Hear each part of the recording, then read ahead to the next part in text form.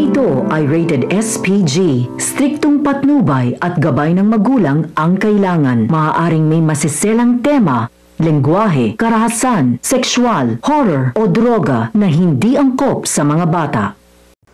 Nalalapit na ang pamamaalam ni Ramir dahil sa kalokohan ni Patricia. Imbes na si Lilet ang maaaksidente, kay Ramir pala mangyayari ang aksidente. Siguradong mas iigting ang galit ni Patricia kay Lilet. Abangan natin sa Lilet Matias, Attorney at Law. Mukhang nagbabadyang papanaw si Ramir. Nagsasabi na siya ng mga katagang, eto na ang pinakamasayang kaarawan niya. Sinabi na rin niya kina Lilet at Trixie na inayos na niya at hinati ang mga ari-arian niya para sa mga anak niya. Habang nabubuhay pa siya, sinabi ni Lilet na hindi mahalaga sa kanya ang kayamanan. Sapat na sa kanya na magkasundo sila ni Trixie at ni Patricia. Pero wala silang kaalam-alam na tatlo na pinaplastik lang ni Patricia si Lilet. Samantala, bahagya lang ang pagkakasundo ni Eira at Lilet. Hindi pa rin gaano tinatanggap ni Eira ang pakikipagbati ni Lilet. Civil lang sila. Ibig sabihin, magkabati sila pero hindi pa rin sila katulad ng dati na sobrang malapit sa isa't isa. Paraan ito ni Lilet para maging malapit kay Eira dahil sinunod ni Lilet ang payo ni Trixie. Sinabi kasi ni Trixie na kung patuloy silang magkagalit ni Eira, walang ibang lalapitan si Eira kung hindi si Renan lang. Pero kung hindi naman sila magkaaway, sigurado na kay Lilet lalapit si Eira. Sakaling masaktan si Eira ni Renan, masaya na si Lilet sa setup nila ni Eira na ganito lang. Kahit paano, mapoprotektahan pa rin ni Lilet ang kapatid kay Renan. Ganon din naman si Eira. Sinunod niya rin ang payo ni Trixie na wag muna magpadalos-dalos sa pagpapatayo ng panibagong law firm. Tulad ng sinabi ni Lilet, nag-aalala lang naman si Lilet sa karir ni Eira kung sakaling umalis si Eira sa Keystone. Ang Keystone pa naman ang law firm na inalagaan ng nanay nila. Dahil sa pag-atras ni Eira sa negosyo ni Renan, nagalit na naman si Renan nang hindi naman namamalaya ni Eira. Dahil binola lang siya nito na ayos lang sa kanya. Mas magiging hands-on na lang si Renan sa pag-aasikaso ng kasal nila ni Eira. Sa sobrang galit ni Renan sa pag-atras ni Eira sa negosyong gustong itayo niya, nagpakabisi siya sa pagbarel. Nilabas niya ang galit niya sa pag-iensayo ng pamamarel. Sunod-sunod ang putok para mas ramdam niya ang bawat tama ay kay Lilet. Malakas ang pakiramdam ni Renan na dahil sa pag-uusap ni Eira at Lilet, kaya nabago na naman ang isip ni Eira sa mga plano nila. Para kay Renan, hindi magandang impluwensya si Lilet para kay Eira. Galit rin si Patricia kay Ramir. Si Renan ang kakampi ni Patricia at pinagsasabihan niya ng galit. Kung tungkol lang kay Lilet ang pag-uusapan, magkakampi sila pagdating sa ines kay Lilet.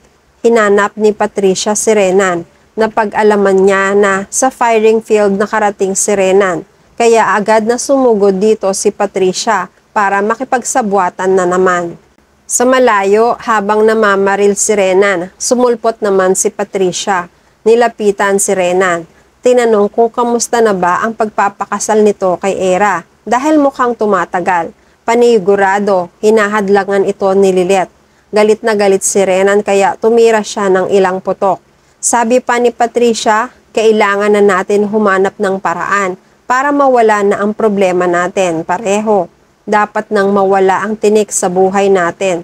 Ayokong madungisan pa ang pangalan ng pamilya ko nang dahil sa Lilet na yan. At ayaw mo rin naman na humaharang pa si Lilet sa mga plano mo, di ba? Nakatitig si Renan. Itinanong naman niya kung ano ang ibig sabihin ni Patricia sa mga sinasabi niyang ito. Sumagot si Patricia, kailangan na natin magmadali. Kailangan na natin mailigpit si Lilet. Gusto ko matulad na si Lilet sa nanay niya. Inagaw naman ni Patricia ang barel kay Renan. Siya naman ang nagpaputok ng barel. Nakangiti si Renan. Sa palagay niya, maganda ang ideya ni Patricia. Kinausap ni Renan si Eira. Pinaikot na naman niya si Eira at binola ng mga magagandang salita para hindi siya paghinalaan. Sinabi ni Renan na masaya siya dahil kahit paano magkasundo na sina Eira at Lilet. Pinapasakay ni Renan si Era sa ideya na nagugustuhan niyang makita sila ni Era at Lilet na nagkaayos na ulit. Sa kabila ng mga ngiti niya, may plano siyang masama kay Lilet. Gusto niyang makasiguro na hindi papalpak ang plano nila ni Patricia na patahimikin na si Lilet dahil malaking hadlang si Lilet sa pangarap ni Renan.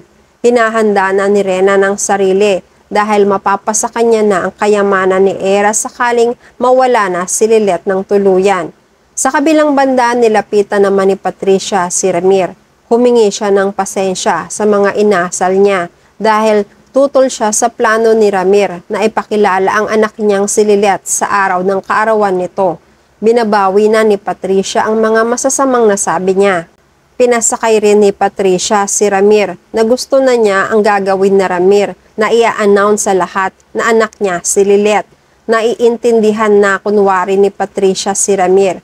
Pagbibigyan na niya ang asawa dahil kaarawan naman niya. Kung ito ang makakapagpaligaya kay Ramir ay susundin na niya. Nagulat si Ramir sa mga sinabi ni Patricia. Masayang masaya siya dahil sa wakas may papakilala na niya si Lilet sa lahat. Makakabawi na siya sa mga pagkukulang niya kay Lilet. Napasigaw tuloy si Ramir. Ito na ang pinakamasayang kaarawan niya sa buong buhay niya. Nakangiti si Patricia kunwari. Pinapakita niya kay Ramir na masaya rin siya sa plano ni Ramir. Pero sa isip ni Patricia, kumukulo ang dugo niya. Salungat siya sa mga kagustuhan ni Ramir. Sabi niya sa isip niya, nagkakamali si Ramir sa mga inaakala niya. Hindi ito magiging masaya. Kung hindi, ito ang magiging pinakamalungkot na kaarawan ni Ramir dahil ito na ang huling araw na makikita niya si Lilet. Ito ang itinaktang araw ni na Patricia para patahimikin si Lilet. Sa mismong araw ng kaarawan ni Ramir, naging punong abala si Patricia. Kasama niya ang mga tauhan niyang sina Vicky at Paco, mga naka-uniforme na pang-waiter para hindi sila mahalata na kasabwat ni Patricia.